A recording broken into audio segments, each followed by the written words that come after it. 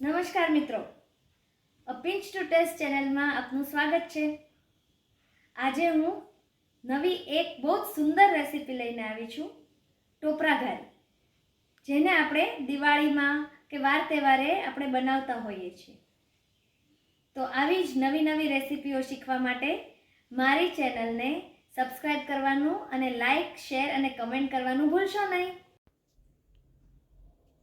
ટોપરા ઘારી માટે જોઈશે મેંદાનો લોટ, નાયલોન ટોપરાનું ઝીણું ખમણ, દળેલી ખાંડ, એલચી, ઘી અને ડ્રાયફ્રૂટનો પાવડર।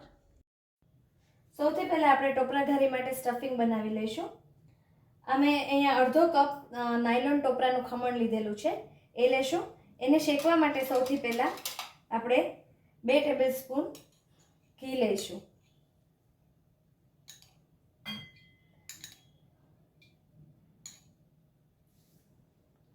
ગેસ ઓન કરી દઈએ।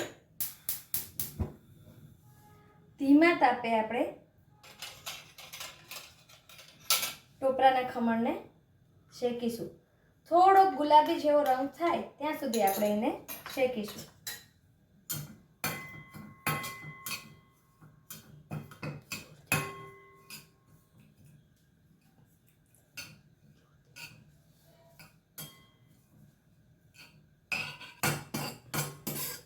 સ્ટફિંગ ગુલાબી રંગનું થઈ ગયું છે, આપણે ગેસ ઓફ કરી દઈએ। સ્ટફિંગ ગુલાબી રંગનું થઈ ગયું છે, આપણે ગેસ ઓફ કરી દઈશું। સ્ટફિંગ ઠંડુ પડે એટલે આપણે એની અંદર ખાંડ નાખીશું। હવે આપણે એની અંદર દળેલી ખાંડ નાખીશું।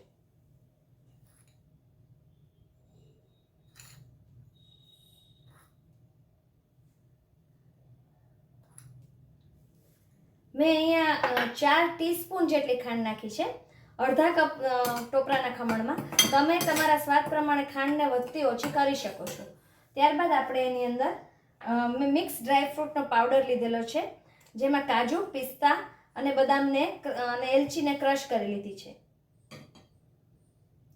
એ મિક્સ કરીશું। 2 ટીસ્પૂન પ્રોપર મિક્સ કરી લઈશું।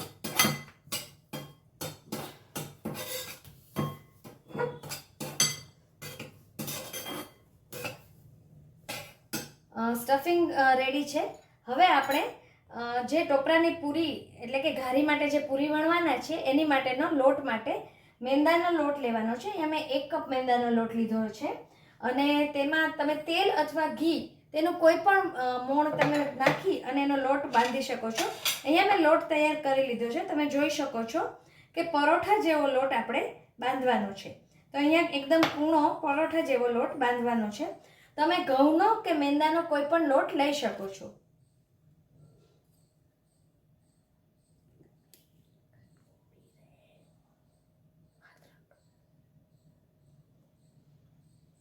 આપણે હવે આ જે ટોપરાની ઘારી બનાવવાની છે એને વણી લઈશું।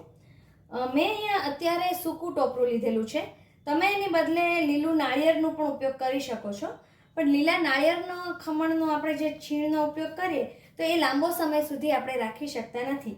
આને આપણે ઓછામાં ઓછી 8 થી 10 દિવસ માટે સ્ટોર કરી શકીએ છીએ।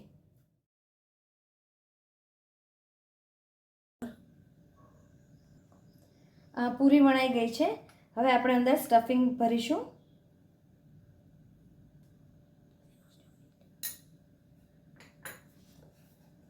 એને આપણે કવર કરી લઈશું।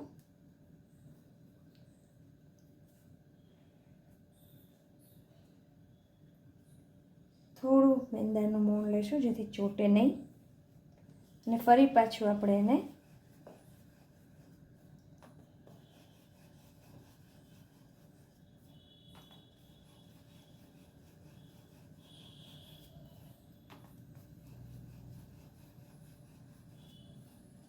હળવા હાથે એકદમ વણી લઈશું।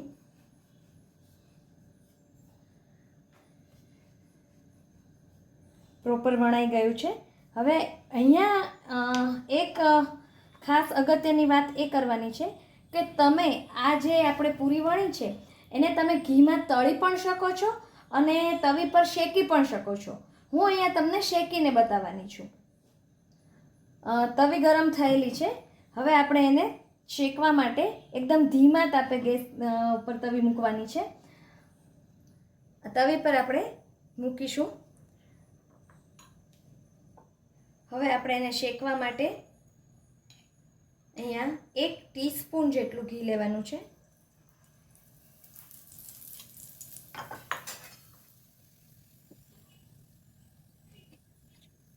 તમે જોઈ શકો છો કે એકદમ સરસ શેકાય છે. હવે આપણે એને બીજી બાજુ પણ શેકી લઈએ.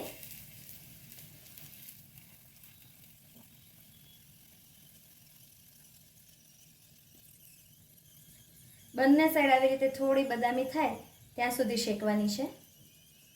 ટોપરા ઘારી શેકાઈ ગઈ છે.